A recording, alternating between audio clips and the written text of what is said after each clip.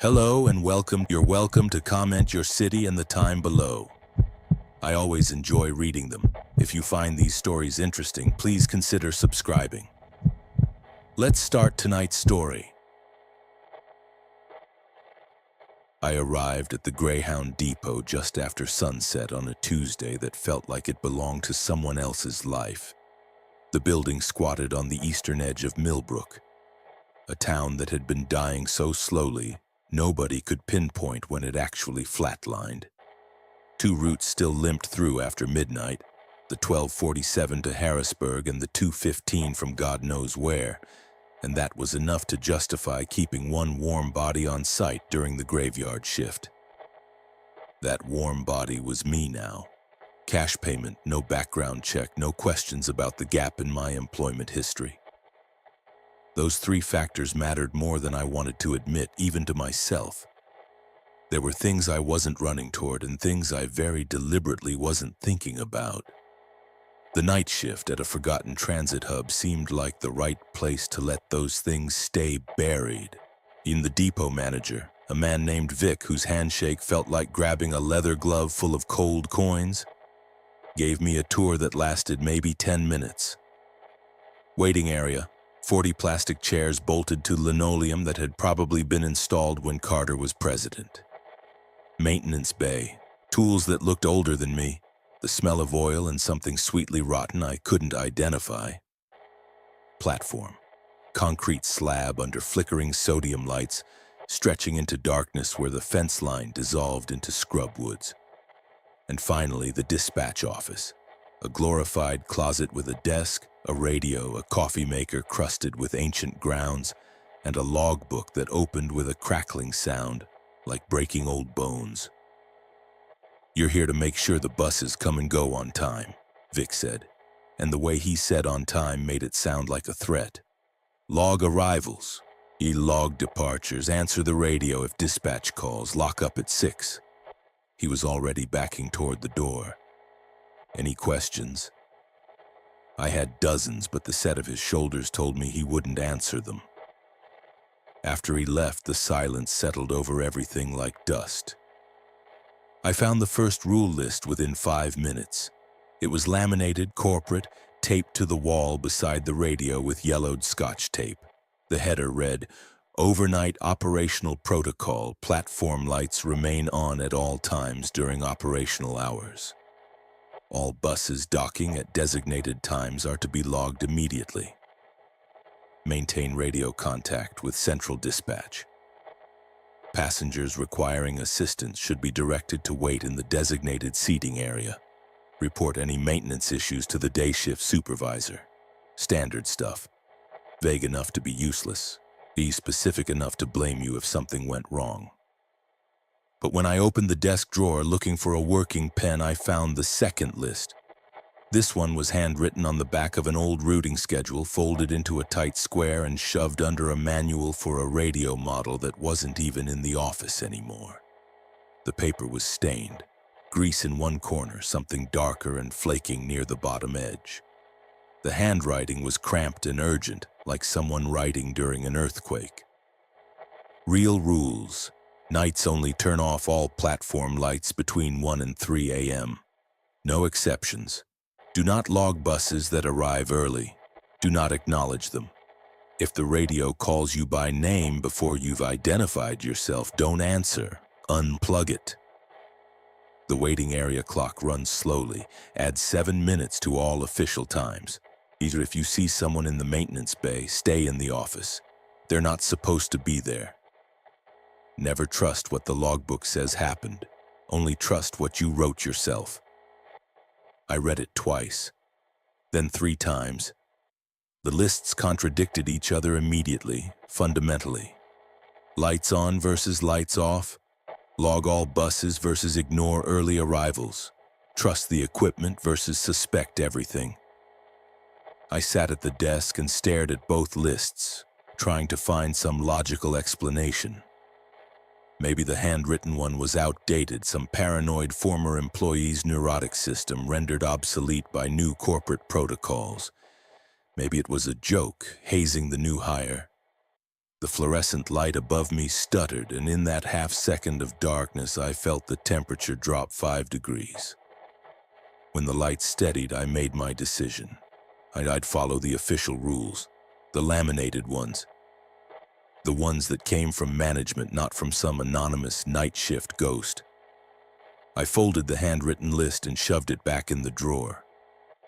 Outside, beyond the windows, the platform lights burned steady and bright, pushing back the darkness. I checked my watch. 9:47 p.m. I checked the waiting area clock visible through the office doorway. 9:40 p.m. I checked the clock on the computer, which had just blinked to life with a sound like something drowning. 9:54 p.m. 3 clocks. 3 different times. I told myself it didn't matter. Old building, electrical issues, nobody had bothered to synchronize anything in years. Perfectly normal. But I couldn't shake the feeling that I was standing at a crossroads where the roads didn't quite line up, in where each path led to a slightly different destination that only looked the same from a distance. The radio crackled with static. I reached for it, then stopped. Something about the quality of that static, the way it rose and fell like breathing, made me think of the handwritten list, still folded in the drawer. If the radio calls you by name before you've identified yourself, don't answer. The static continued, no voice emerged. I pulled my hand back. Outside, the first bus of the night turned off the county road and into the depot approach, its headlights cutting through the dark like something searching. I opened the logbook to record its arrival.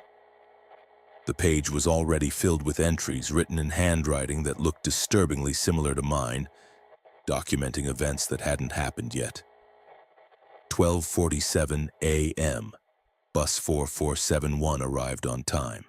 I know passengers departed 12:51 a.m., 2:15 a.m. Bus 8823 arrived. 3 passengers disembarked. Departed 2:20 a.m., 3:33 a.m. Incident. See maintenance report. My hand was shaking as I turned the page, trying to find a blank section. The bus pulled up to the platform with a hydraulic hiss. The driver never looked toward the office. No passengers got off. No passengers got on. 4 minutes later, it pulled away. I wrote nothing in the logbook. I was afraid to find out if my handwriting would match the entries that had already been made. The night had a texture I couldn't name. Something between waiting and forgetting. Like standing in a room you just left but couldn't remember entering. I sat at the dispatch desk and tried to focus on the rhythms of the job.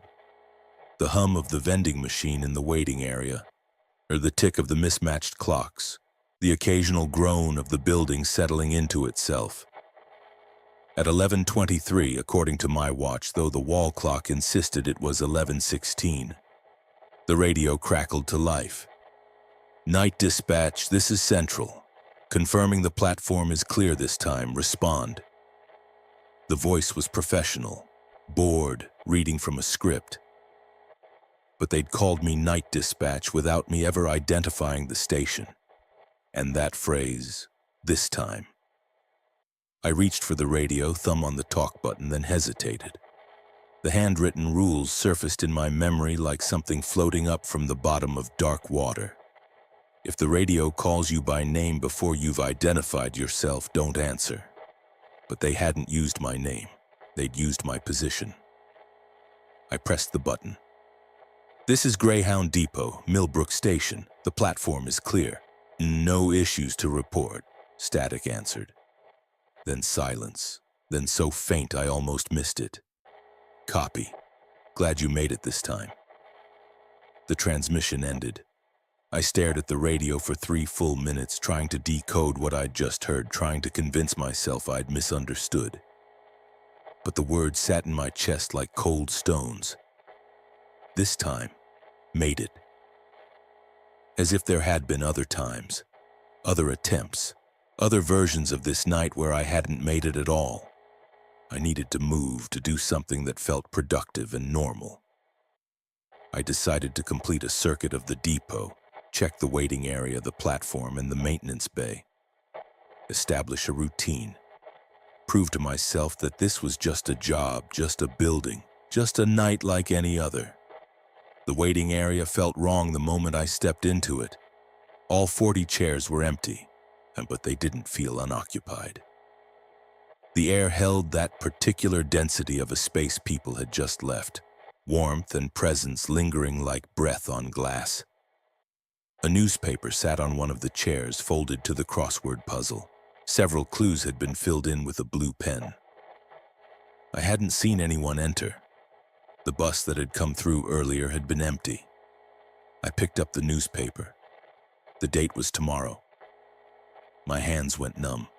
I dropped it and backed toward the office, watching the waiting area like it might shift when I blinked, rearrange itself into something that made sense. The clock on the wall showed 11:51. My watch showed 11:47. The difference had grown. Back in the office, I tried to ground myself in something concrete, the logbook, physical records, things that had definitely happened, written down in sequence. And I opened it to the current page, the one with entries in handwriting that looked like mine, describing events that hadn't occurred yet. I forced myself to read each line carefully. 11:15 p.m. Shift started.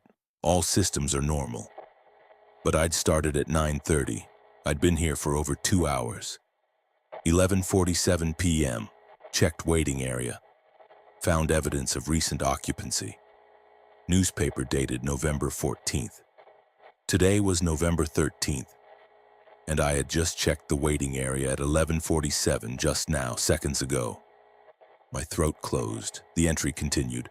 12:03 a.m. Second employee arrived. Disputed shift assignment. C note. I checked my watch. 11:52 p.m. I had 11 minutes until someone else showed up to dispute something I didn't understand. I should have left. I should have walked out, gotten in my car, driven until Millbrook was a dot in the rearview mirror. But I needed this job. I needed the cash and the anonymity and the lack of questions. And more than that, some part of me needed to know what happened at 12:03. I spent those 11 minutes searching the office for anything that might explain the logbook, the clocks, the entries written in my handwriting describing my own actions. In the bottom drawer, beneath a stack of old routing schedules, I found a folder labeled Incident Reports, Archive. The most recent was dated 8 months ago. Employee name, Marcus Teague Incident. Date March 7th. Description, employee reported experiencing temporal disorientation and duplicate shift assignment. Found in the maintenance bay at the end of the shift, non-responsive. Medical evaluation inconclusive. Resigned following the incident. There were 6 more reports going back 3 years, in different names. Same core complaint. Disorientation, duplicate memories, time discrepancies. The last line of each report was identical. No policy violation occurred. No further action required. At 12:03, according to my watch, though the computer clock showed 12:09, I heard the door to the depot open. Footsteps in the waiting area. Heavy work boots on linoleum. A man appeared in the office doorway. Mid-40s, coveralls stained with grease, carrying a metal toolbox that looked like it had survived a war. He stopped when he saw me, and his expression cycled through confusion, irritation, and something that looked almost like recognition. "Who the hell are you?" he asked. "I'm the night dispatcher. I started today. Vic hired me." He set the toolbox down with a heavy thunk. "That doesn't make sense. I'm the new hire, started yesterday. Vic told me I'd be alone on nights." We stared at each other. "What's your name?" I asked. "Ray Costas, maintenance. And you?" I told him. He pulled a piece of paper from his pocket, wrinkled, stained, handwritten. Another rule list. I could see it from across the office, and even upside down I could tell it was different from both the official list and the one I'd found in the drawer. Let me guess, Ray said slowly. You found rules, and they told you to do certain things. Yeah. And now things aren't adding up. Yeah. Ray sat down on the desk edge, suddenly looking exhausted. My rules say never answer the radio after midnight. Say to ignore any bus that arrives early. Say the waiting area should be locked during rain, even if people are inside. He looked at me. What do yours say? I pulled out both lists, the laminated official one and the handwritten one from the drawer. We laid them out side by side with his. 3 rule lists, maybe a dozen points of direct contradiction. Jesus, Ray muttered. We're both fucked, aren't we? Outside, the platform lights flickered in a pattern that felt almost deliberate. The radio crackled. My watch showed 12:17. The computer clock showed 12:29. The waiting area clock visible through the doorway showed 12:08. Which one is real? I asked. Ray looked at all 3 clocks, then at me. Maybe they all are, he said. Ray and I spent the next 20 minutes trying to construct a timeline that made sense. It was like trying to assemble a puzzle where the pieces came from different boxes, each showing fragments of similar but not identical pictures. According to Ray, he'd been hired on Monday. He'd worked last night, his first shift, alone. Vic had told him the previous night maintenance worker had quit suddenly, no notice, and they needed someone who could start immediately. Ray had his own key to the maintenance bay, his own radio frequency and his own shift log separate from the dispatch records. According to me, I was hired yesterday. Today was my first shift. Vic had told me the night dispatcher position had been vacant for 2 weeks. We couldn't both be right, but we couldn't both be wrong either because we were both standing here. Did you write in the logbook last night? I asked. Ray shook his head. I don't use the logbook. I have my own maintenance log. Keep it in the bay. Why? I showed him the entries, the ones in handwriting that looked like mine. He'd documenting tonight's events before they happened. His face went carefully blank. I don't know what that is. It describes you showing up at 12:03. It's written in the past tense, but I found it at 9:30 before my shift even really started. Ray pulled out a cigarette, looked at it, and put it back. My rules say there are things you don't talk about. Things you just work around. The former guy told me, before he left, he said the depot has soft spots, places where things don't line up right. Said to stay in my lane, do my job, don't ask questions. He met my eyes. Said the ones who ask questions don't finish their shifts. What happened to him? Don't know. Never saw him again after orientation. We sat in silence for a moment. Ed and I became aware of how the office felt different with Ray in it, like the space was accommodating 2 separate versions of the same location, overlapping imperfectly. The temperature was slightly different depending on where you stood. The shadows fell at subtly wrong angles. Your rules, I said. The one about never answering the radio after midnight. Central already called me, I answered. Ray's expression tightened. What did they say? Asked if the platform was clear this time. Said they were glad I made it. Fuck. Ray stood up and started pacing. My rules are really specific about that. Never answer after midnight because whatever's on the other end isn't central. It's something else checking if you're still... He trailed off. Still what? Still you. Still here. Still real, I think. He pulled out his rule list again. He pointed to a line I hadn't seen clearly before. Says here that the radios can communicate across shifts, past and future ones. Things get confused. Things that happen tomorrow might call you today. Things that happened yesterday might answer. I thought about the logbook, the entries written before the events occurred. These shifts, you think they're happening simultaneously? Multiple versions all overlapping? I think this depot exists in more than one time at once. I think something happened here, something that broke how time works in this building. And instead of fixing it, someone just worked around it, made rules to manage it. Ray looked toward the platform. And I think following the wrong rules at the wrong time can put you in the wrong shift, with things that aren't supposed to be here. A bus horn sounded in the distance, and we both checked our watches. Mine said 12:33, Ray's said 12:41. The 12:47 bus, I said. It's early. Ray's face went pale. How early? I checked the schedule on the wall. 14 minutes according to my watch. 6 minutes according to yours. My rules say never acknowledge buses that arrive early. Don't log them, don't watch them, pretend they're not there. Mine says to log all buses at designated times. We looked at each other. What happens if we follow different rules? I asked. Ray's hands were shaking. I think we're about to find out. The bus appeared in the depot approach, headlights swinging through the darkness like searchlights. But something was wrong with how it moved. The motion was smooth but slightly too fast, like watching film with frames missing.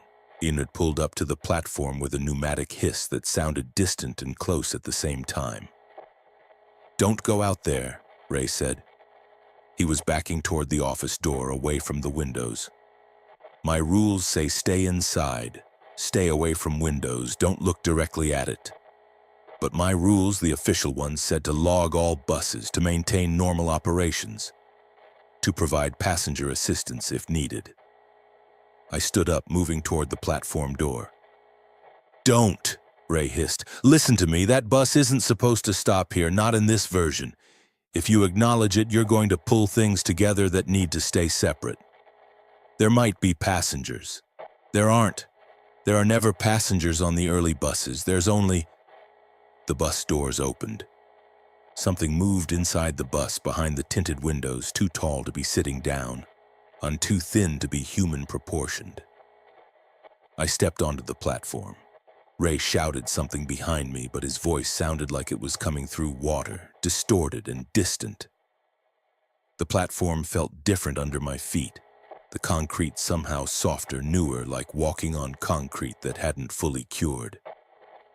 The lights overhead were the wrong color, more blue than yellow.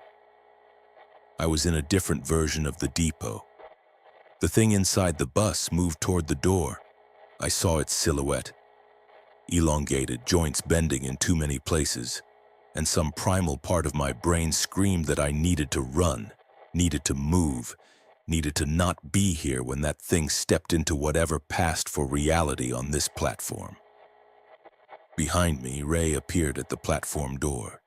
He was holding a length of pipe from the maintenance bay, and his face was set in an expression of terrified determination. "Get back inside!" he shouted. "Now!" But he wasn't looking at me. He was looking at the bus door. The thing started to emerge, a leg if you could call it that, something pale and segmented touching the platform concrete.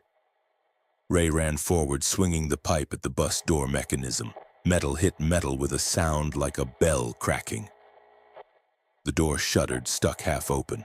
"Wrong time!" Ray was screaming at the bus, at the thing inside, at the depot itself. "Wrong shift! Not cleared! Not cleared!" The thing recoiled. The bus doors slammed closed. The bus pulled away from the platform in that same wrong speed motion, accelerating impossibly fast, disappearing into the darkness beyond the depot lights. Ray collapsed on the platform, still holding the pipe, he breathing like he'd run a marathon. I stood frozen, trying to process what I'd just seen. "That was real," I said. It wasn't a question. Ray looked up at me and his eyes were wet. "You followed your rules. I followed mine. Together we almost let that thing off the bus. Do you understand? Your rules would have had you helping it. Mine would have had me hiding. It was the combination, you going out, me staying in, that almost killed us both." I helped him back to the office. His hands were shaking so badly that he could barely hold the pipe. "What was it?" I asked. "I don't know. Something that rides the buses between shifts. Something that's looking for a way to get off, to become solid, to exist in real time instead of just the spaces between." He set the pipe down. "The rules aren't here to protect us. They're here to keep things like that contained. But there are different versions of the rules for different versions of this place, and if you mix them wrong..." He didn't finish. He didn't need to. I looked at the logbook, still open on the desk. The next entry read 1:37 a.m. Ray injured. First aid administered. See incident report. My watch showed 12:56. We had 41 minutes to figure out what was going to hurt him, and whether saving him would break something we needed to stay broken. Ray refused to leave the office. He sat in the corner, the pipe across his knees, watching the windows as they might suddenly show him something he couldn't unsee. The adrenaline was draining out of him, leaving behind a trembling exhaustion that made him look 20 years older. I made coffee with the ancient machine, more for something to do with my hands than because either of us would drink it. The pot gurgled and hissed, producing a liquid that looked more like oil than caffeine. "Tell me about your first shift," I said. "Last night. What happened?"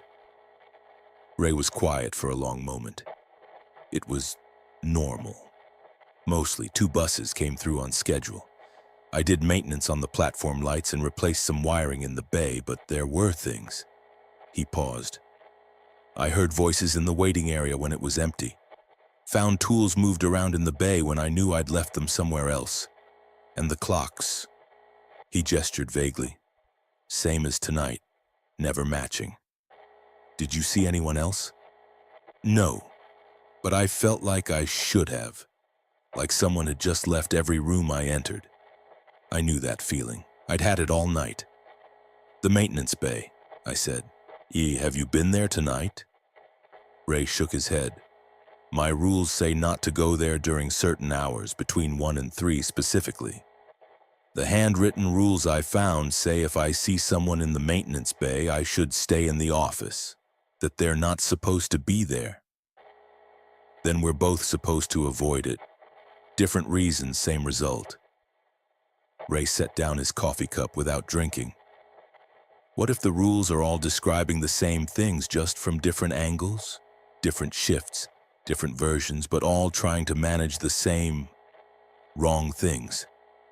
Before I could answer, the lights flickered, not the brief stutter of bad wiring, a deliberate pattern, off, on, off, on, off, like a signal.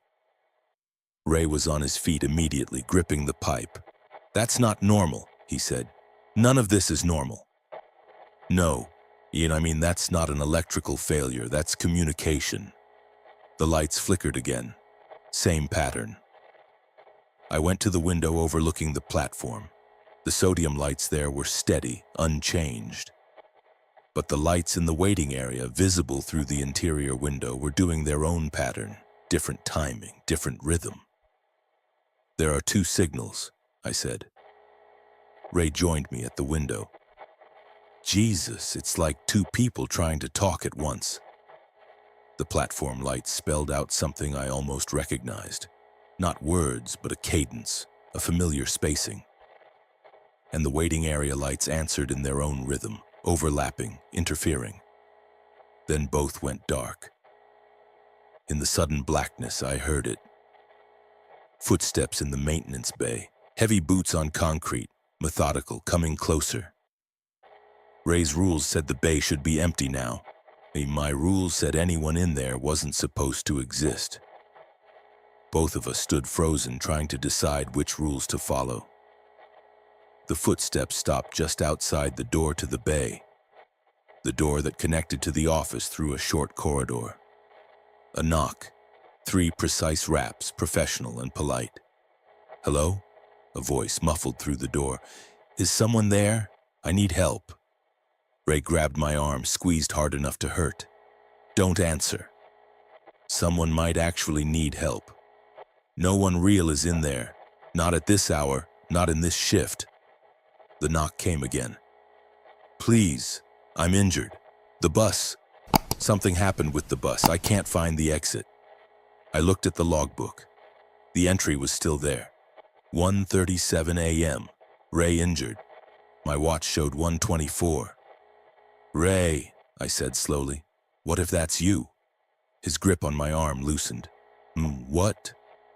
What if that's a version of you from a different timeline, injured by something that hasn't happened to you yet, or already happened, depending on how we're looking at it? Ray's face was ashen. If I open that door, your rules say the maintenance bay should be empty, but you're hearing someone in there. If you follow your rules, you abandon yourself. If I don't follow them, I might let something else in. Something pretending to be me. The voice came again, and this time there was an edge of desperation. I know you're there. I can hear you talking. Please, I'm bleeding. I need... The light surged back on, blindingly bright. The voice cut off mid-sentence. Ray was shaking. We need to know what's in there. Your rules... Fuck the rules. He moved toward the bay door. If that's me, if I'm actually hurt in there, and I can't just leave myself to die. He opened the door before I could stop him. The corridor was empty, but there was blood on the floor.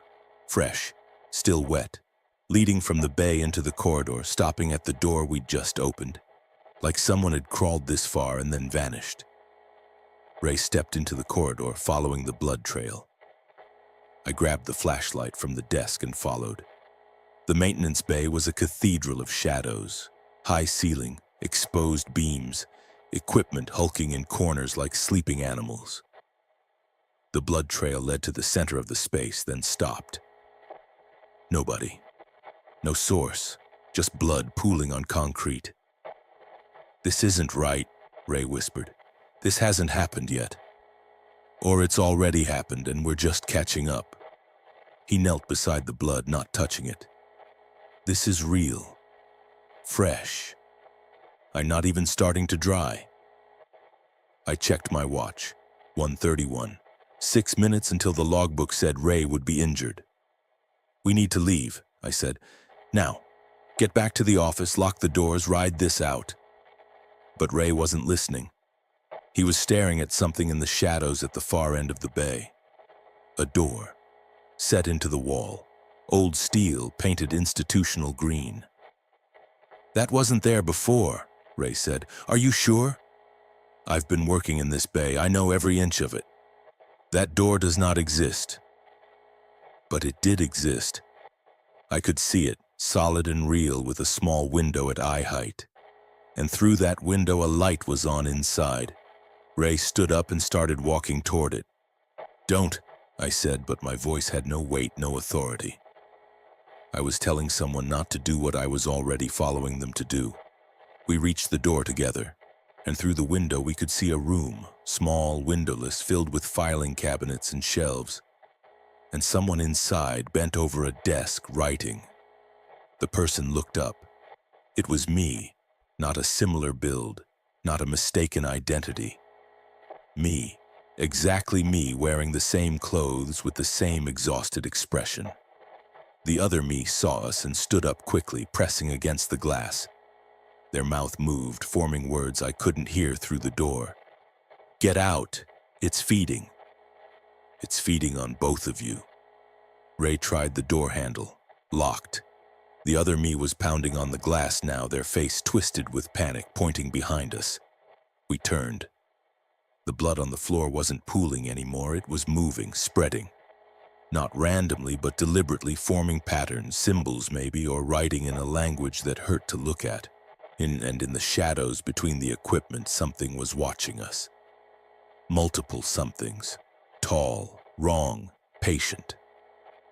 Ray swung the pipe at the nearest shadow. It connected with something solid that screamed, not an animal sound, not human, something between static and grinding metal. The thing recoiled, but others moved forward. I ran for the corridor, Ray right behind me. Behind us, the door, the one that shouldn't exist, slammed open, and I heard my own voice screaming, "Wrong shift! You're in the wrong shift! Get to the—" The voice cut off. We made it to the office and slammed the door.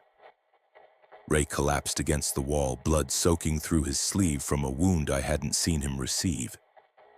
I checked my watch. 1:37. The logbook had been right. "First aid," I gasped, pulling open cabinets until I found a kit. Ray was staring at his arm, and at the wound that looked like something had grabbed him with fingers that were too long, too sharp, too many. "I felt it," he said quietly. "When it touched me. I felt all the versions. All the shifts are happening at once. All the ways this night could end." He looked at me. "Most of them we don't survive." I wrapped his arm, my hands shaking too badly to do it properly.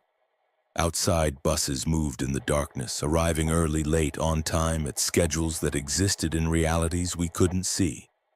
And somewhere in the depot, in the spaces between shifts, my other self was trapped in a room that shouldn't exist, trying to warn us about something we'd already encountered. The rules were useless. They described situations that were real and unreal simultaneously. Following them would kill us. Ignoring them would kill us. And the only way out was to find which version of this night we were actually living through. And then pray it was one we could survive. Ray's blood soaked through the bandage faster than it should. The wound wasn't that deep.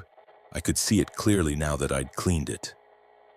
But it wouldn't stop bleeding, as if his body couldn't remember what coagulation was. As if the rules of biology were negotiable here. "We need to get you to a hospital," I said. "No." Ray's voice was firm despite the pallor spreading across his face. "We leave this building before understanding what we're dealing with, we'll never get free. This place will follow us. I've seen it happen." "You've seen... What do you mean?" He closed his eyes, leaning back against the wall. "The guy who trained me, Marcus, the one who quit. I looked him up after my first night. I found his Facebook.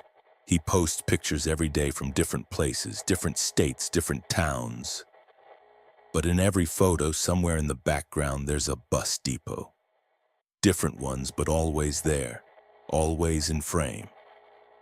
Ray opened his eyes. "He's not running from this place. He's running in it. Stuck in some version of this shift that he can't complete, can't escape." The office felt smaller suddenly, the walls closer, as if the room was remembering it could be a different size. "We need to understand the source," I said. "What happened here that broke time?" Ray nodded weakly toward the filing cabinet. "I saw incident reports in there. Archives. Start with those." I pulled out the folder I'd found earlier and spread the reports across the desk. 6 employees over 3 years, all night shift, all reporting similar experiences. Fine, but I'd only skimmed them before. Now I read carefully, looking for patterns. March 7th, Marcus Teague. The schedules overlapped. 2 buses arrived simultaneously at the same platform position. November 2nd, Sarah Chen. Radio transmitted my voice back to me.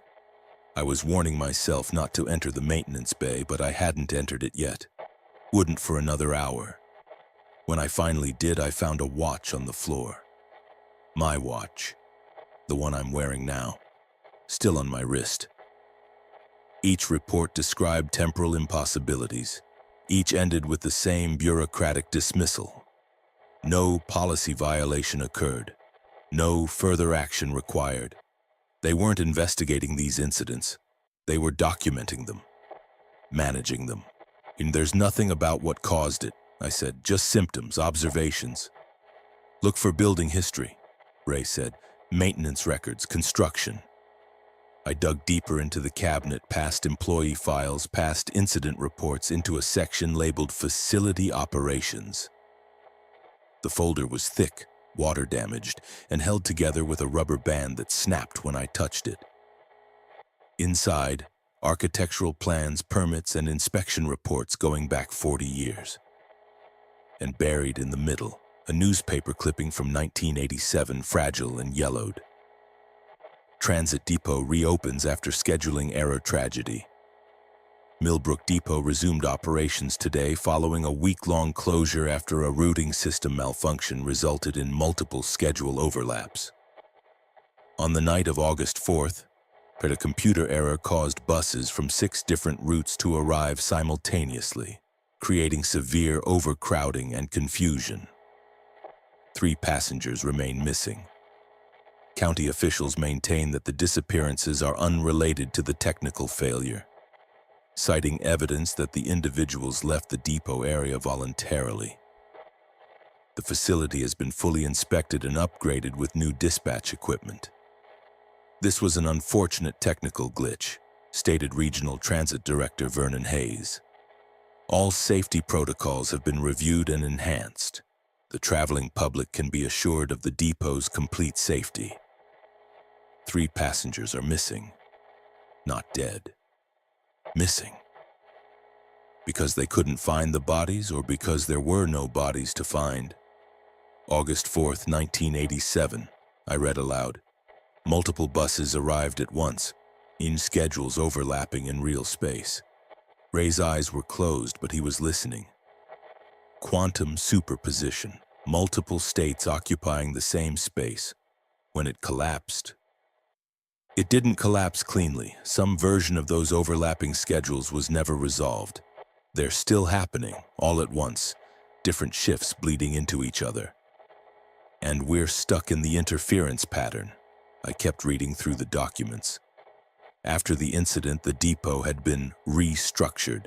Extensive work done on the platform, the waiting area, and the maintenance bay. No details about what that restructuring entailed, just invoices, permits, and cryptic technical language. But one memo caught my eye, dated August 1987, from a company called Temporal Remediation Solutions. Installation complete. Multiple timeline buffers established.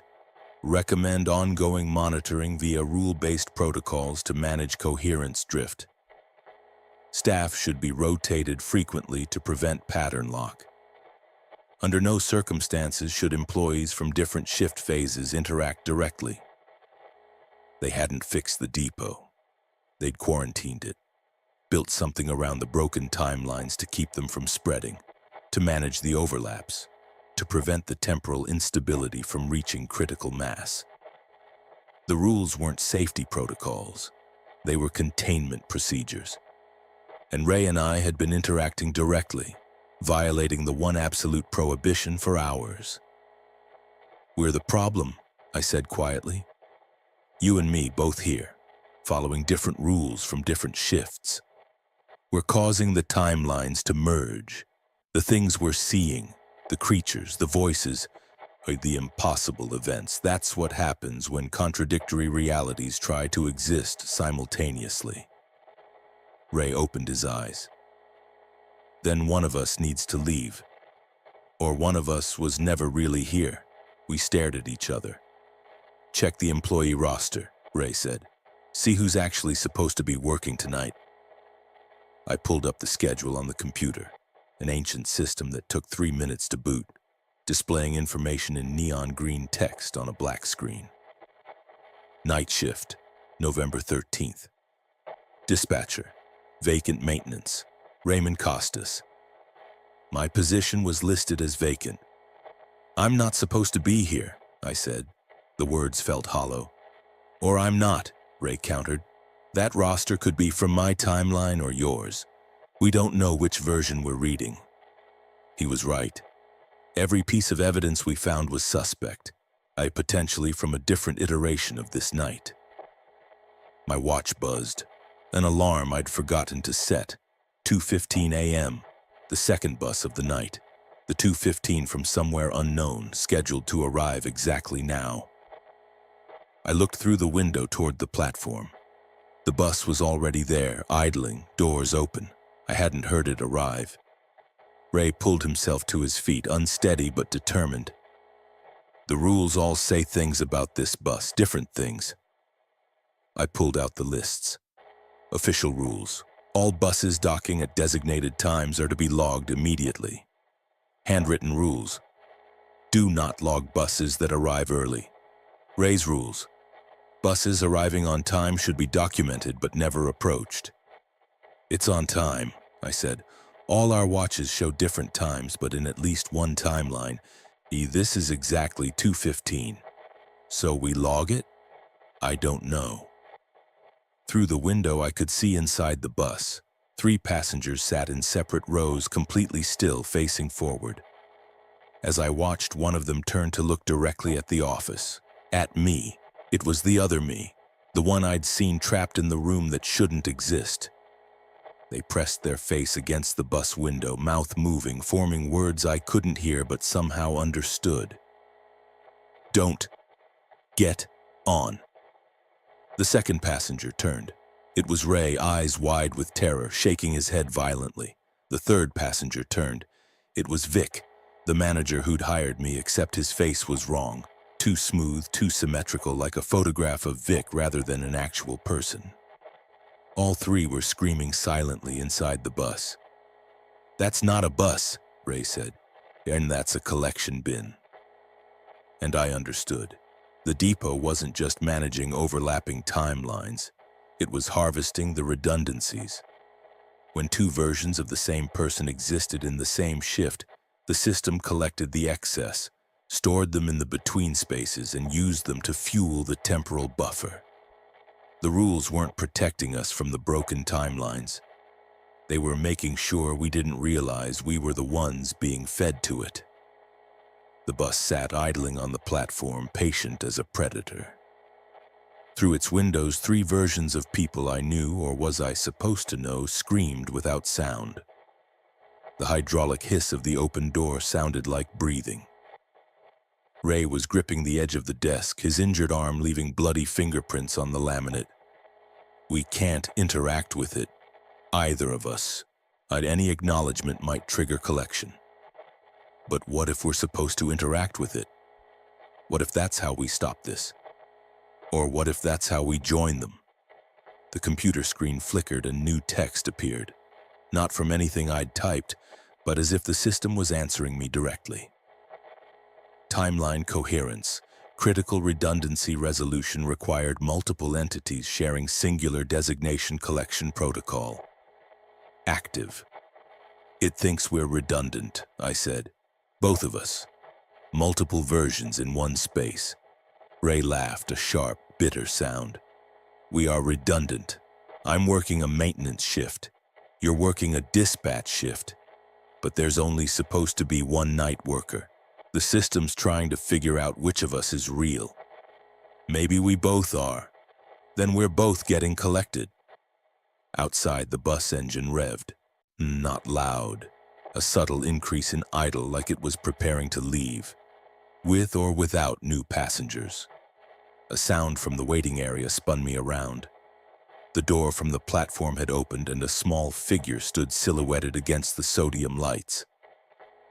A child, maybe 7 or 8 years old, wearing pajamas with cartoon characters on them, clutching a stuffed rabbit that had seen better days. They stood just inside the door, looking around the waiting area with the particular confusion of someone who'd gone to sleep in one place and woken up in another. "Hello?" The voice was small, frightened. "Where's my mom?" Ray and I exchanged glances. "Stay here," I said, moving toward the waiting area. "The rules. A child needs help. I don't care what the rules say." I stepped into the waiting area, and the temperature dropped 20 degrees. And the child watched me approach, eyes too wide, too dark, reflecting light that wasn't there. "Sweetie, where did you come from?" I kept my voice gentle, non-threatening. "The bus." I fell asleep, and when I woke up, everyone was gone. The child hugged the rabbit tighter. "This isn't my stop. I want my mom." I knelt down, making myself smaller, less intimidating. "What's your name?" "Emma." Behind me, I heard Ray's voice, sharp with warning. "Check the rules, now." I pulled out the handwritten list and scanned it quickly. Line 7, which I hadn't read carefully before. No passengers are ever alone. If you see someone alone claiming to have come from a bus, they came from somewhere else. My blood went cold. "Emma," I said slowly, "what's your rabbit's name?" The child's head tilted at an angle that was almost right, almost natural. "EY. Just curious. Don't have a name. Don't need one." The voice was still childlike, but the cadence was wrong, too measured, too careful. "Are you going to help me?" I stood up, backing toward the office. "Yes, just wait here while I call someone." "Don't go." The child took a step forward. "Please. I'm scared to be alone." Another step. The shadows around Emma didn't match the overhead lights.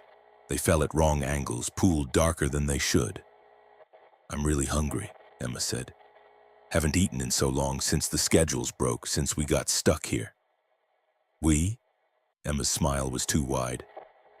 "All of us. Everyone who came that night, when all the buses arrived together. We've been here the whole time, waiting. So hungry." The child's form flickered, solid, then translucent, then solid again, behind the small figure. And others were materializing in the waiting area. Men, women, children, all wearing clothes from different eras, all standing too still, all watching me with eyes that reflected impossible light. 3 of them. The number from the newspaper article. Except now there were dozens. "You're not passengers," I said. Emma's head tilted the other way. "We were. Once, before we got stuck between. Now we're just patterns, echoes. Very hungry echoes." They moved forward as one. I ran for the office, slammed the door, and locked it. Through the window, I could see them pressed against the glass, Emma in front, still clutching the rabbit, still smiling. "They can't get in," Ray said, but he didn't sound certain. "The office is a safe zone, has to be." The lights flickered. Emma's voice came through the door, muffled but clear. "You have to choose. The bus is waiting. It needs passengers. Either you come out and get on, or..." The child giggled. "Or we come in." "That's not how this works," I shouted back. "You can't force collection." "Can't we?" Emma pressed harder against the glass. "Rules are breaking down. Too much overlap. Too many versions. The system's failing. Soon there won't be any zones, any separation. Everything is happening at once." Ray was at the computer, scrolling through screens. "There's a manual override. Emergency protocol for critical timeline collapse." "What does it do?" "Forces resolution. Makes the system choose which version of events is real. Eliminates all contradictory timelines." He looked at me, his face ashen. "Including contradictory people. How do we trigger it?" "Someone has to accept the collection voluntarily, and has to get on the bus and complete the circuit. Once the system has a clear sacrifice, it can stabilize around that decision, collapse all the other branches."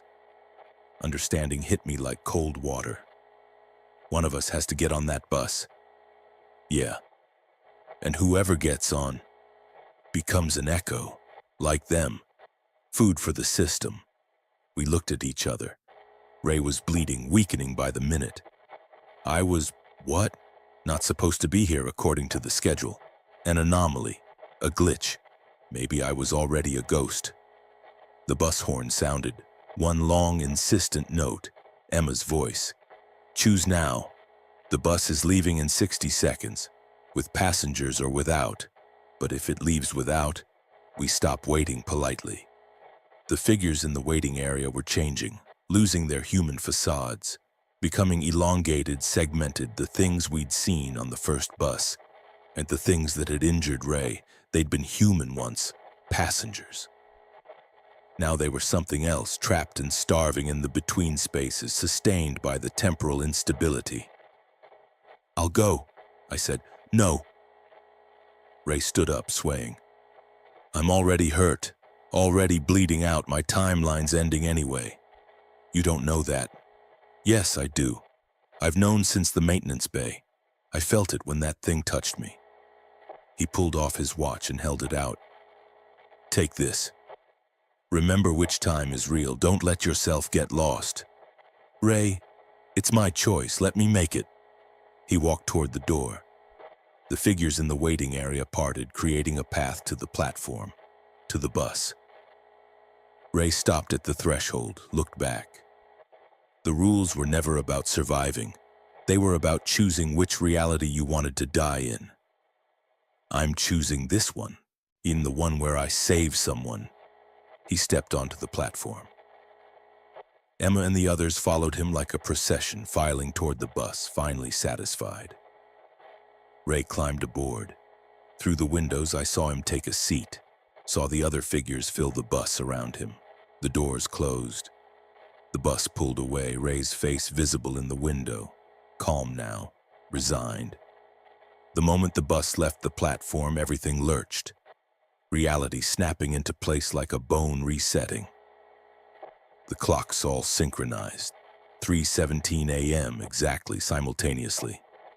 The temperature stabilized. The waiting area was empty, normal, just plastic chairs and old linoleum. The computer screen showed a single message. Timeline.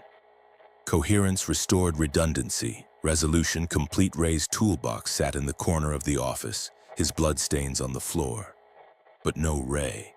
Had he ever been here at all? Or was he the redundancy, the version that shouldn't exist? And his sacrifice was really just the universe correcting an error. I didn't know. I couldn't know. Because that's the horror of this place. You never know which version of events is real until someone dies to prove it. I sat at the desk and opened the logbook. The entries in my handwriting were still there, including ones describing Ray, describing tonight. But when I turned the page, the future entries were gone. Just blank paper. I'd changed something. Or Ray had. Or we had together. The timeline was mine now. Whatever that meant. The depot was quiet in a way it hadn't been all night. Not the loaded silence of things waiting to happen, but actual quiet. The simple absence of sound. I sat at the dispatch desk while the clock ticked toward morning. He'd Ray's watch heavy in my pocket next to my own, each ticking at slightly different rhythms like dueling heartbeats. I'd survived. Ray hadn't. Those two facts sat in my mind, refusing to connect into meaning. The logbook lay open, my handwriting describing events that had now happened, past tense, locked into a single timeline. I'd witnessed temporal impossibilities, watched realities overlap and contradict, seen things that shouldn't exist. And now, it was over, resolved. The universe settling back into linear time. Except, at 4:22 a.m., the radio crackled to life. Night dispatch, this is Central, confirming platform status for morning operations. A different voice than before. Professional, bored, real. I picked up the radio. Platform clear. All-night operations completed without incident. A pause. Then, copy that. We show arrival of the 2:15 with 3 passengers logged. Can you confirm disembarkation? My hand tightened on the radio. The 2:15 is left empty. No passengers disembarked. Longer pause. Interesting.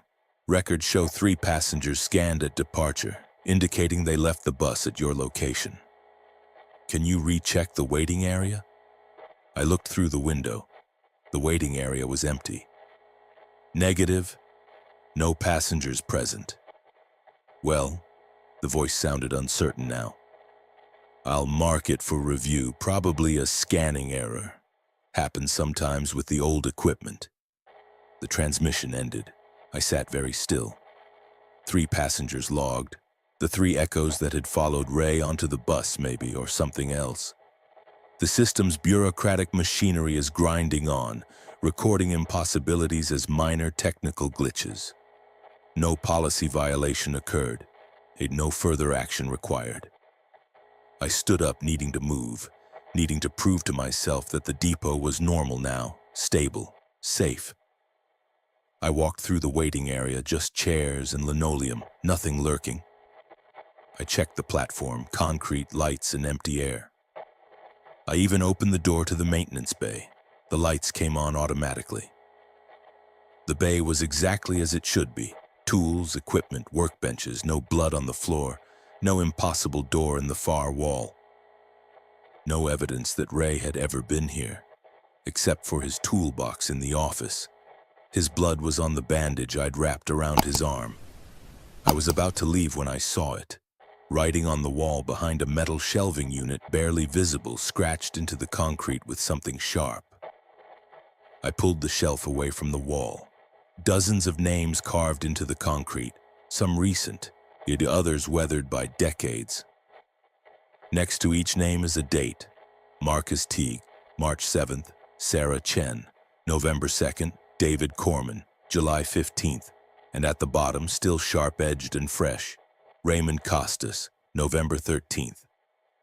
Not just Ray, all of them. Every person from the incident reports, every night shift worker who'd reported temporal anomalies, every employee who'd quit suddenly or disappeared. They'd all made the same choice. All got on some version of that bus. All have been collected by the system. This wasn't the first time the depot had reached critical instability. It was just the latest cycle. I heard footsteps in the office. I turned, expecting nothing, expecting echo memories, expecting my own paranoia. A woman stood in the doorway, mid-30s, professional clothes, clipboard in hand, our corporate ID badge that read Regional Operations, Temporal Remediation Solutions. Impressive, she said. Most people don't find the wall. I said nothing. You're wondering if you're real. She consulted her clipboard. Common reaction. The answer is yes, you completed the shift. You're the primary timeline version. Congratulations. What about Ray? Raymond Costas? She flipped through papers. Ah, yes. He was the redundancy in this cycle. His sacrifice stabilized the overlap. Very efficient resolution, much cleaner than some we've seen. He was a person. He was a probability, as were you. As are we all in this facility. She smiled, and it didn't reach her eyes. The depot exists in a state of temporal flux. Can't be fixed. The initial incident was too catastrophic, so we manage it. Rotate workers through. Monitor for critical overlaps. Allow the system to self-correct through voluntary collection. You let people die. We let timelines collapse. Sometimes that includes the people inhabiting them. She made a note on her clipboard. You'll be reassigned. Day shift at a normal facility. Full-time benefits, no timeline complications. Standard procedure for successful stabilization. You've earned it. And if I talk about this, her smile widened. To whom? You experience temporal anomalies in an unstable facility. Classic symptoms of carbon monoxide exposure, stress psychosis, and exhaustion. Very sad. We'll get you the help you need. She set a document on the desk. Transfer papers already filled out, just waiting for my signature. Think about it. Day shift, normal life. You can forget this ever happened. Most people do, if given time. She turned to leave, paused at the door. Oh, and the watch. The one in your pocket that isn't yours. I'll need that back. Company property. Ray gave it to me. Raymond Costas was never officially here. No employment record, therefore no personal property to distribute. She held out her hand. I could fight. I could refuse. I could try to hold on to this one physical proof that Ray had existed, had mattered, had made a choice that saved me. But I already knew how this ended. I pulled out Ray's watch and placed it in her palm. She nodded, satisfied, and left. I stood alone in the office as dawn leaked through the windows, gray and cold. The transfer papers sat on the desk, promising escape, promising normalcy, promising that I could leave this behind. I thought about Ray, filing toward that bus with calm acceptance, and I thought about the names on the wall in the maintenance bay. I thought about the rule lists, all the different versions, all trying to navigate the same impossible situation from different angles. And I thought about my own voice on the radio hours ago. Glad you made it this time. This time, implying there had been other times, other versions, other cycles where different choices led to different deaths. How many times had I worked this shift and not survived? How many times had I been the one collected instead of Ray? How many times had I been the redundancy that needed resolution? My phone buzzed. I'd forgotten I had it, forgotten anything existed outside this depot. A text message from a number I didn't recognize. You're wondering which version of you survived. The answer is the one who makes it until morning. But morning happens every day. The question is whether you'll still be you tomorrow. M.T. Marcus Teague. The former employee who was running forever with depot backgrounds appearing in every photo. I looked at the transfer papers. I looked at the logbook where my handwriting described events that had resolved into a single timeline. I looked at my own watch, which showed 5:47 a.m. End of shift was 6 o'clock. 13 minutes. The lights flickered just once, barely noticeable. The clock synchronized. My watch, the wall clock, the computer. 5:47 a.m. Exactly. Perfectly. Too perfectly. I heard the radio crackle and my own voice. Night dispatch, this is Central, confirming platform status. I stared at the radio. I hadn't transmitted anything. The voice continued. Platform clear.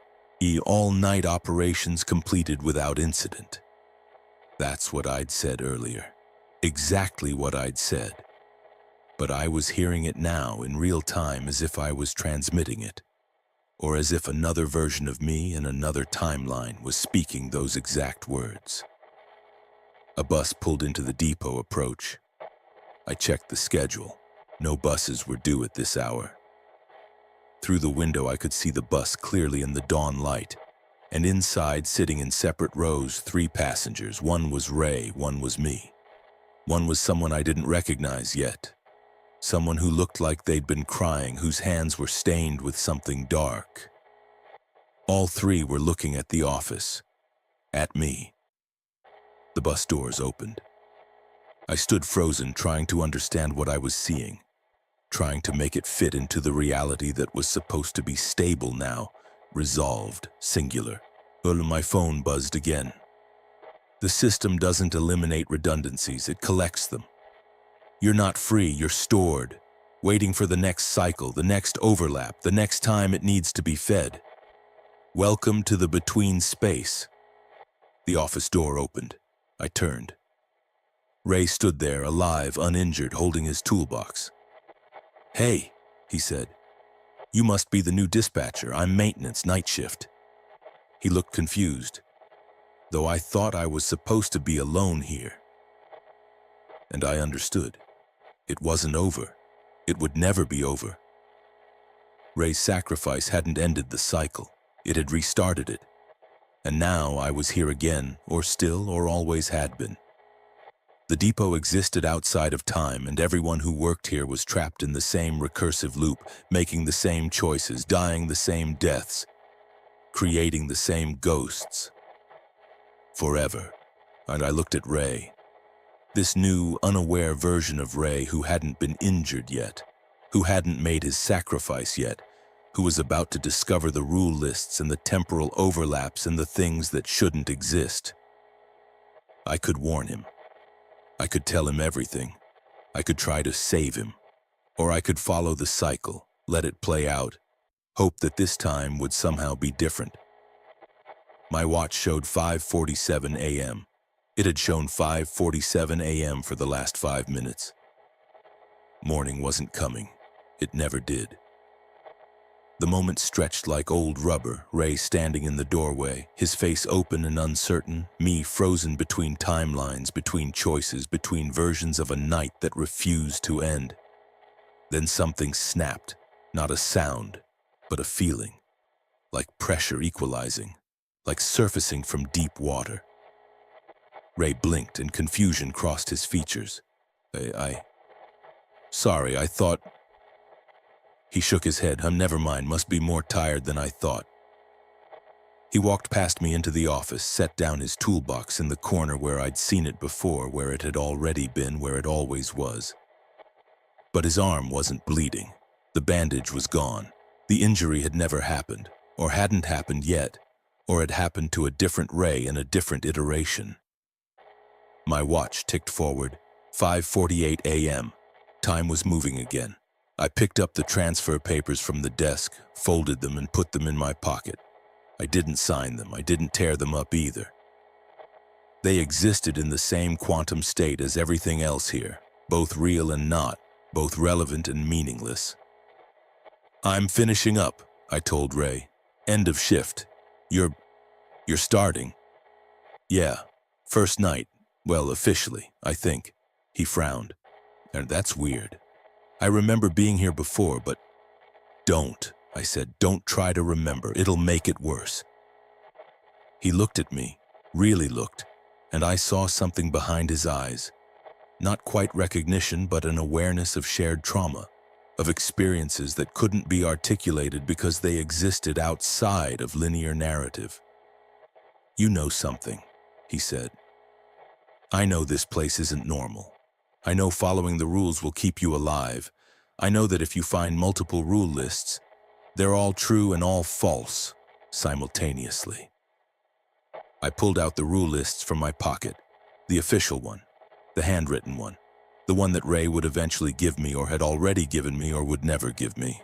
I set them on the desk. "Read these, all of them, and make your own. Trust your instincts more than any of them." What happens if I don't? I thought about Ray on the bus, calm and resigned. I thought about my own voice on the radio from timelines I hadn't lived.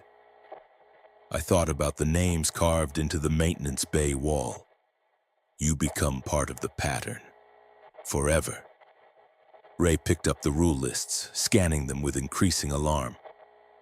"I need to go," I said. "It's morning, I think." "Maybe." I walked out of the office before he could respond, before I could get caught in another cycle, another conversation that would lead to the same revelations and the same sacrifices. The waiting area was empty, normal.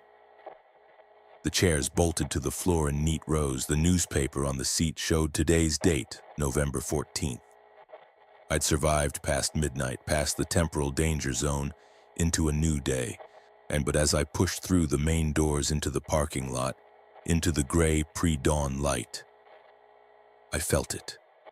A wrongness, a displacement, like stepping from one movie set to another that was almost identical but lit differently, staged by a different director. My car was where I'd parked it, but it was also 15 feet to the left in a different space. Both versions were real. I could see both simultaneously. I chose the closer one, the one in the original parking space, and got in. The engine started normally. The radio played classic rock from a station I'd never heard of. The GPS showed the correct date, the correct time, 6:04 a.m. I'd made it past the shift change. I drove out of the parking lot onto the county road heading toward Millbrook.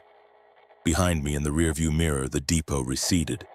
A squat concrete building, unremarkable, unforgettable, exactly the kind of place you'd drive past 1,000 times without noticing.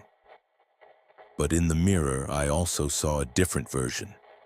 The depot with lights flickering, with buses arriving and departing in impossible succession, with figures moving on the platform that couldn't be employees or passengers. I looked away from the mirror, focused on the road ahead, on getting the distance between me and that place. The drive into town took 20 minutes, 20 normal, uneventful minutes. I passed other cars. I stopped at red lights. I saw people beginning their morning routines, walking dogs, checking mailboxes, starting early shifts at the factory. Normal life. The life I'd been promised in the transfer papers. I parked outside a diner, went inside, ordered coffee and breakfast. The waitress was cheerful, complaining about the weather and asking if I was passing through or local. I told her I was passing through. It felt like the truth. While I waited for my food, I checked my phone. No messages from Marcus Teague. No missed calls timestamped during hours I didn't remember. Just normal notifications, email spam, news alerts, a reminder about a dentist appointment I'd forgotten I'd made. Evidence of a life that existed outside the depot, outside the temporal loops, outside the horror. My food arrived. I ate mechanically, not tasting anything, trying to convince myself that I was free, but I couldn't shake the feeling that something was wrong. Not danger wrong, not imminent threat wrong, just displaced. Like I was sitting slightly to the left of where I was supposed to be, experiencing a reality that was almost correct but not quite. And I pulled out my wallet to pay and found something I didn't remember putting there. A business card. Plain white, no logo, just a phone number and a single line of text. When you remember what you forgot, call this number. TRS, Temporal Remediation Solutions. The company that managed the depot. That allowed people to die to maintain the containment. That treated human lives as probabilistic redundancies. I should have thrown the card away. Instead, I put it back in my wallet. After breakfast, I drove to the address listed on the transfer papers. A normal transit facility on the outskirts of a different town, 60 miles from Millbrook. Day shift operations, bright lights, security cameras, and employees in reflective vests maintaining schedules that actually made sense. I met with a supervisor who knew nothing about temporal anomalies, rule lists, or sacrifices. She showed me the break room, the dispatch procedures, and the employee handbook. Everything was documented, organized, and mundane. "You start Monday," she said. "Looking forward to having you on the team." I nodded, smiled, and said the appropriate things, and tried to ignore the fact that her clock showed 8:47 a.m. while my watch showed 8:52 a.m., 5 minutes difference. The same discrepancy I'd noticed at the depot. 3 weeks passed. I worked the day shift at the new facility. I filed reports, coordinated buses, drank bad coffee with coworkers who complained about normal things, traffic, sports, reality TV. I rented an apartment in a complex that looked like every other apartment complex, with neighbors who nodded politely and didn't ask questions. Normal life, and the life I'd wanted when I took the night shift at that forgotten depot. But the temporal anomalies followed me like shadows. Small things at first. A news report about an event I distinctly remembered happening yesterday, but the broadcast said it occurred 2 days ago. A conversation with my supervisor where she referenced a meeting I couldn't remember attending, but my calendar showed it clearly, marked complete. Gaps, inconsistencies, moments where the timeline didn't quite line up. I told myself it was stress, memory problems, the lingering psychological impact of my night at the depot. I didn't call the number on the business card. Then on December 4th, I received my first paycheck from the new job. The name on the check was wrong, not drastically wrong, not a completely different person, just variant. And where my name should have read Jason Chen, it said Jason C. Teague. Teague, Marcus Teague, the former employee who'd carved his name on the maintenance bay wall. Who sent me cryptic messages? Who was trapped in a timeline loop, running forever through depots that appeared in every photograph? I stared at the check for 20 minutes. Then I called the payroll department.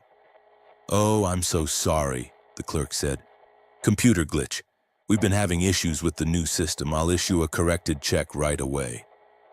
"Can you confirm your full legal name?" I told her. "That's what I have in the system," she said, confused. "I don't know how the error occurred." "Very strange." She issued a new check.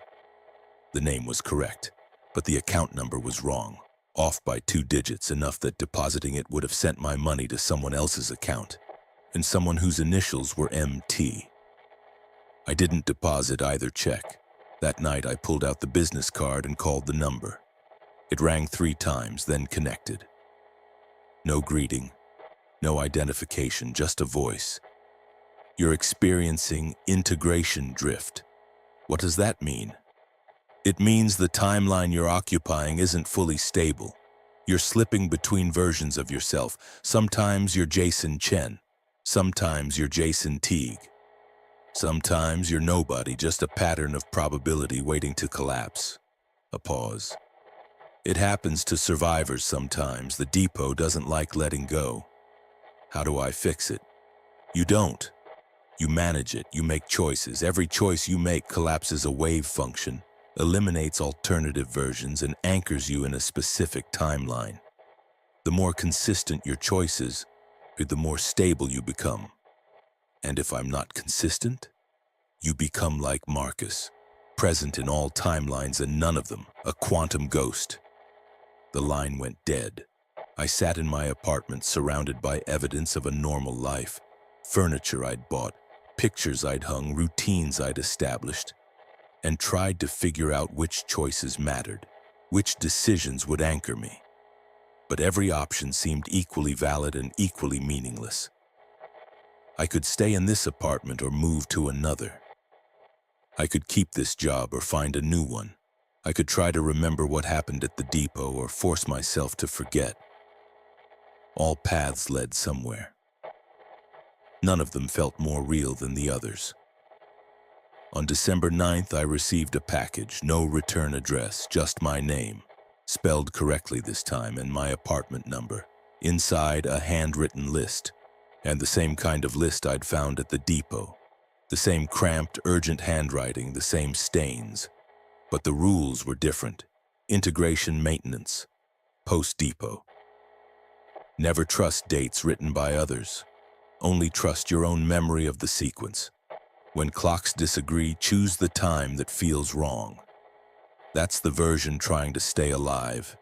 If someone calls you by a name that isn't yours, answer to it anyway. They're seeing a different version. Don't contradict. Keep a journal. Write down what happened each day. When memories conflict, trust the journal, not your mind. The depot still exists in your timeline. You can go back. But every visit weakens your coherence. If you see yourself in a reflection and they don't match your movements, don't look away. That version needs acknowledgement to survive. You're not crazy. You're just real in more than one way. I read the list 3 times, then I burned it. Not because I didn't believe it, because I did completely, and that terrified me more than any temporal anomaly. If I followed these rules, I was accepting that my reality was fractured, unstable, and multiple. I was accepting that I might be Jason Chen or Jason Teague or some superposition of both. I was accepting that the depot had permanently damaged my relationship with linear time. I wanted to be normal. I wanted to forget. I wanted to make it until morning and have morning actually mean something. But that night I dreamed about the depot, about Ray climbing onto the bus, about myself watching from the office, about the choice that had saved me and doomed him, or doomed me and saved him, or created 2 timelines where both outcomes were true.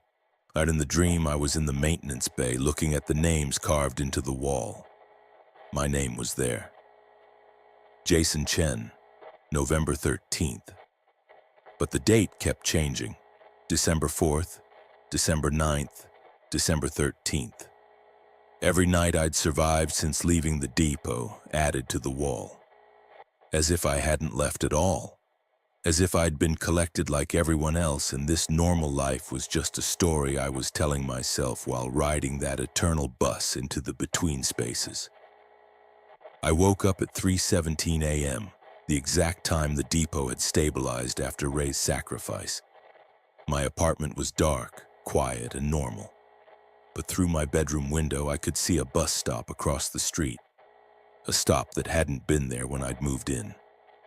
A stop that shouldn't exist because no bus routes run through this neighborhood. As I watched, a bus pulled up. Its number display was blank, and the doors opened. Nobody got on, nobody got off. But I felt it waiting, felt it recognizing me, felt it remembering that I was supposed to be somewhere else, some time else, some version else, The doors stayed open for exactly 60 seconds, then closed. The bus pulled away. I checked my watch. 3:17 a.m. I checked my phone. 3:17 a.m. I checked the alarm clock. 3:17 a.m. All synchronized, all perfect, all wrong. I got out of bed, walked to my desk, and pulled out paper and pen. And I wrote new rules. Not the ones I'd been given, not the ones that had saved or doomed Ray, not the ones sent to me in the package. My own rules, for surviving a life where time was optional and reality was negotiable. Jason's rules, version 1. Except that you're not sure which version of you survived. Maybe all of them, maybe none.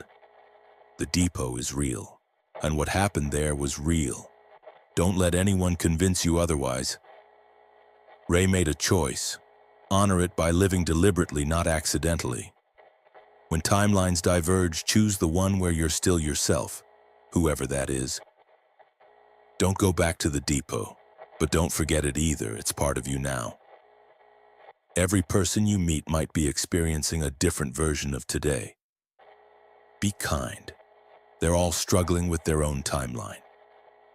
Morning comes eventually, but you have to decide what morning means. I folded the paper, put it in my wallet next to the business card I hadn't thrown away, and I made a decision. I would stay in this timeline, this job, this apartment, this version of myself, not because it was more real than any other version, but because it was the one where I'd chosen to write rules instead of following them, and where I'd acknowledged the horror instead of forgetting it. Where I'd become the person who survived not by sacrificing others, but by accepting that survival was provisional, temporary, always contingent on the next choice. The bus stop was still there in the morning, still shouldn't exist, still waiting. But I didn't get on. I walked past it to my car, drove to work, and started another day. And if I saw myself reflected in windows, wearing slightly different clothes, making slightly different choices, I nodded to those versions and kept moving. Because that's how you survive the depot. Not by escaping it, but by acknowledging that some places never really let you go. They just teach you to carry the horror with you, to feed it with your choices, to become something that exists in the spaces between what was and what might have been. And to call that existence, however fractured, however uncertain, a life. Morning comes, again and again and again. You just have to decide which morning is yours, and hope that the choice you make is the one that keeps you real enough to make the next one. End.